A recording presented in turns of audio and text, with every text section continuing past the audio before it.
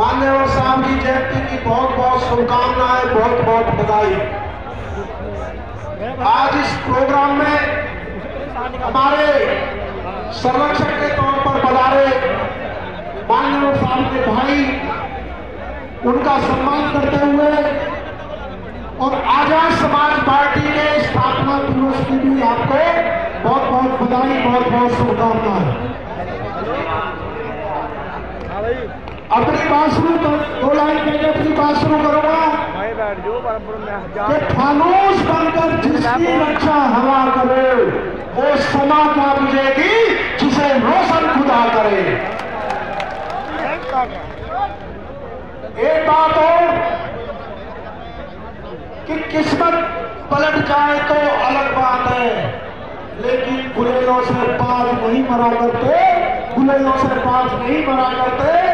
जो लोग देश में संविधान के विरोधी हैं, जो लोग आरक्षण के विरोधी हैं, जो लोग SC ST OBC अल्पसंख्यक पिछड़ों के विरोधी हैं, उन लोगों ने देश की सबसे बुलंद आवाज मान्यवर साहब और बाबा साहब के मिशन को ऊंचाइयों पर ले जाने वाले मान्यवर साहब के असली वारिस एडवोकेट चंद्रशेखर आजाद जी पर हमला करके अपनी जो कायरता का परिचय दिया था, मैं उन लोगों से कहना चाहता हूं कि आप बाबाओं को सुरक्षा तो देते हो, हीरोइनों को सुरक्षा देते हो, लेकिन देश में वंचित, शोषित, गरीब, किसान, मजदूर की आवाज एडवोकेट चंद्रशेखर आजाद जी को आपने सुरक्षा नहीं दी।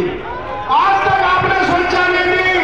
मैं कहना चाहता हूं अपने पिछड़े समाज के लोगों से, कहना चाहता हूं ST SC OBC और माइनॉरिटी के लोगों से, मेरे साथियों, यदि भाई की सुरक्षा करनी है तो आप लोग वोट की ताकत देकर उन्हें लोकसभा में भेजो, ताकि इनके आगे सुरक्षा के लिए हमें भीख मांगनी ना पड़े।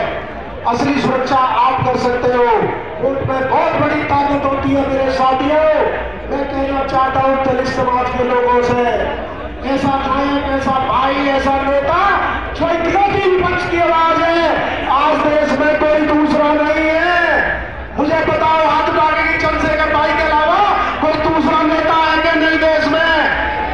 आज संविधान को बचाने के लिए, आरक्षण को बचाने के लिए, बहनों की इज्जत बचाने के लिए यदि पूरे देश में 24 घंटे कोई लड़ रहा है तो हमारे नायक एडवोकेट चंद्रशेखर आजाद, भीम आर्मी और आजाद समाज पार्टी के सिपाही लड़ रहे हैं।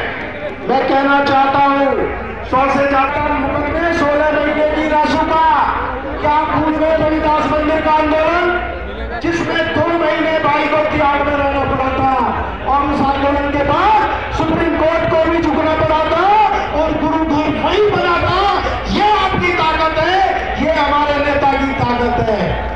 पूरे देश में जहां अत्याचार होते हैं, चाहे इंद्र मेघवाल का मामला हो, चाहे हाथरस का बहन मनीषा वाल्मीकि का मामला हो, चाहे देश में अन्य कोई भी अत्याचार हो, पुलिस की जिप्सी से पहले हमारे भीम आर्मी और आजाद समाज पार्टी के कार्यकर्ता पहुंचते हैं। मैं बधाई देना चाहता हूं अपनी टीम को, अपने कार्यकर्ताओं को। मैं कहना चाहूंगा युवा साथियों, जोरदार ताली बजाकर एक बार भीम आर्मी और आजाद समाज पार्टी का भी। मैं अपने मुस्लिम समाज के लोगों से कहना चाहता हूं, जिन पार्टियों को आप वोट देते हो, जिनकी सरकार बनाते हो, जिनके MP MLA बनाते हो, जब आपको जरूरत पड़ती है तो कोई खड़ा दिखाई नहीं देता सिवाय एडवोकेट चंद्रशेखर आजाद जी को छोड़कर। क्या आप जामा मस्जिद की सीढ़ियों को भूल गए? क्या आप जामिया कॉलेज के उस लाठीचार्ज को भूल गए जिसमें भाई ने न्याय दिलवाया था? क्या आप NRC मामले को भूल गए? क्या नासिर और जुनैद को भूल गए? क्या आजम भाई के मामले को भूल गए? क्या डॉक्टर काबली के मामले को भूल गए? जब जब मुस्लिम समाज को जरूरत पड़ी है, तुम्हारे नेता जिनको वोट देते हो वो ACO में बैठे रहते हैं और भाई चंद्रशेखर आजाद सड़क पर लड़ते हैं, सीधा तान के आपके सामने खड़े होते हैं।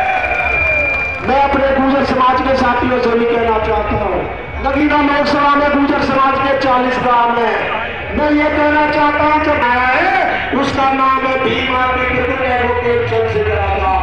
चाहे ग्वालियर का मामला हो, चाहे आपका सुरक्षा पार्टी का मामला हो, चाहे सम्राट भीमोज का मामला हो, जब सारे नेताओं ने चुप्पी साध ली, चाहे हमारे इतिहास का मामला हो, तो एक ही नेता पूरे देश में दिखाई दिया है जो पूरे समाज के कंधे से कंधा मिलाकर आपके साथ